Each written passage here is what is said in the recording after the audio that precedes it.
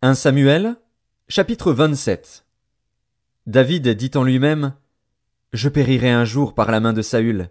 Il n'y a rien de mieux pour moi que de me réfugier au pays des Philistins, afin que Saül renonce à me chercher encore dans tout le territoire d'Israël. Ainsi j'échapperai à sa main. Et David se leva, lui et les 600 hommes qui étaient avec lui, et ils passèrent chez Achish, fils de Maoc, roi de Gath. David et ses gens restèrent à Gath auprès d'Achish. Ils avaient chacun leur famille, et David avait ses 2 femmes, Akinoam de Jizréel et Abigaïl de Carmel, femme de Nabal.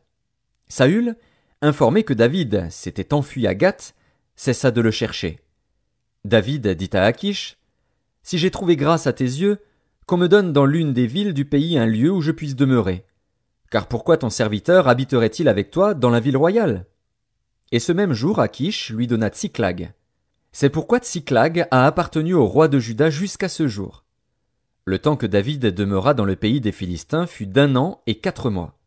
David et ses gens montaient et faisaient des incursions chez les Guéshuriens, les Girziens et les Amalécites, car ces nations habitaient dès les temps anciens la contrée, du côté de Shur et jusqu'au pays d'Égypte.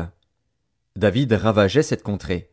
Il ne laissait en vie ni homme ni femme, et il enlevait les brebis, les bœufs, les ânes, les chameaux, les vêtements, puis s'en retournait et allait chez Achish.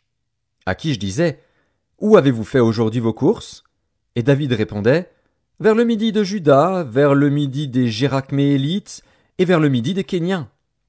David ne laissait en vie ni homme ni femme pour les amener à Gath. Car, pensait-il, il pourrait parler contre nous et dire: Ainsi a fait David. Et ce fut là sa manière d'agir tout le temps qu'il demeura dans le pays des Philistins.